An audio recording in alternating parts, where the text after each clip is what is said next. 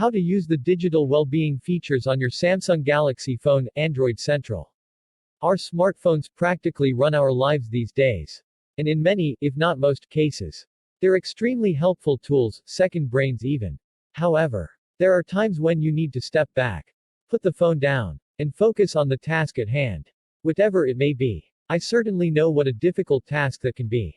But thankfully Samsung has baked in some useful tools in the form of its digital well-being feature to help people like me put down the phone and grab life with both hands. I'll show you where to find these tools on your Samsung Galaxy phone, and how you can use them to regain a little sanity and peace from your device.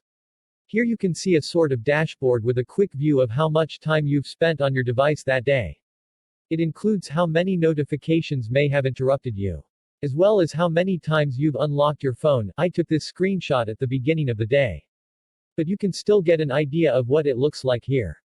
You can also look at and set timers for specific apps, enable a focus mode to get more work done, and even a wind down mode to have your phone help you get ready for bed at the end of the day.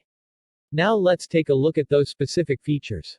In this instance, I've put an app timer on Instagram since I spend way too much time in that app each day.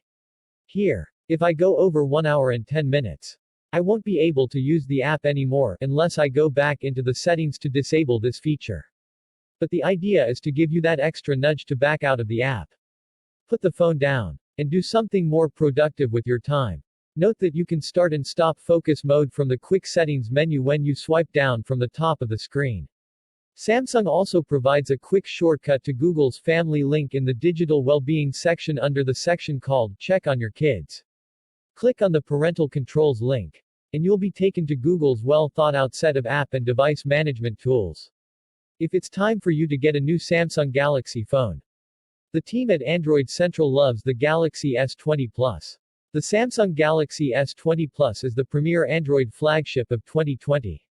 With a 120Hz display, amazing cameras, and a great battery, this device is sure to hit every tick on your checklist. Flagship phones are great. Paying full price for them isn't. Refurbished phones let you get a flagship device for a fraction of the cost. And these are a few of our favorites. It's always a stressful situation in the event that something happens to your smartphone. This is true for the Nokia 7.1, as you wouldn't want to have to replace your new device due to a cracked screen.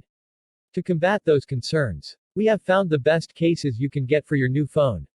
Now that the Galaxy Note 20 and Note 20 Ultra have arrived, the first thing you'll want to do is pick up a proper case.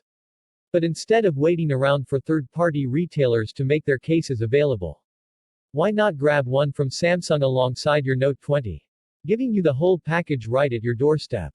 Text source, AndroidCentral.com.